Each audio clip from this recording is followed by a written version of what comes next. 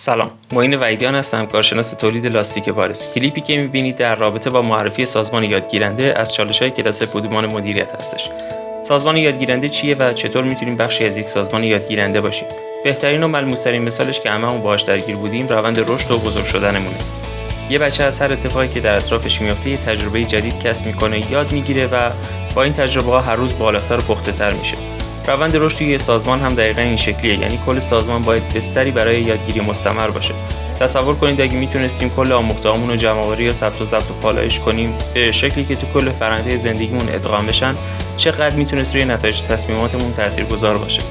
البته که اعضای سازمان هم بایستی مشتاق یادگیری و آموزش به هم دیگه باشن.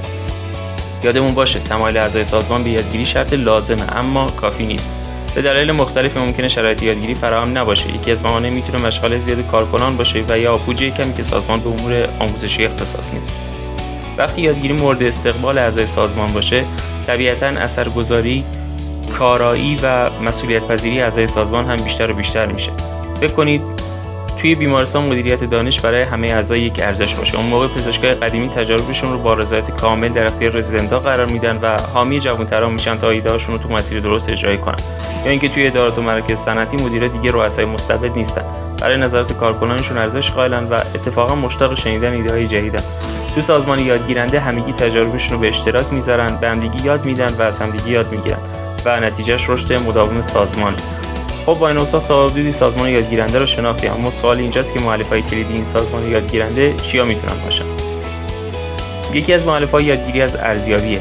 ارزیابی‌های درست به ما اطلاعاتی میدن که با پایش اونها میتونیم بخشی از نقاط ضعف سازمان رو شناسایی کنیم. مورد بعدی چرخه مشاهده، کسب اطلاعات و تمرین و مهمتر از همه گفتگو.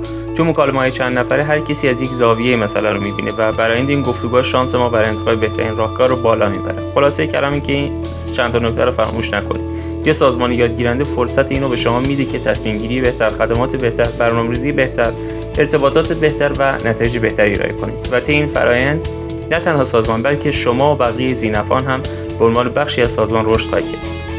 دوم، و از دیدگاه توسعه شخصی به این موضوع فکر کنید که یادگیری ذاتاً یه تجربه انرژی بخشه که میشه اونو تو کل تیم بس داد و فرصت اینو به شما میده که در یک تیم کاری پرنشاط، پویا و سرشار از انرژی و ایده‌های نوین فعالیت کنید. حرف آخر، برای بهتر شدن چاره‌ای جز یادگیری مستمر نداریم. زندگی عرصه آموختن و خوشا به حال اونایی که تا آخرین لحظه تشنه یادگیری‌اند.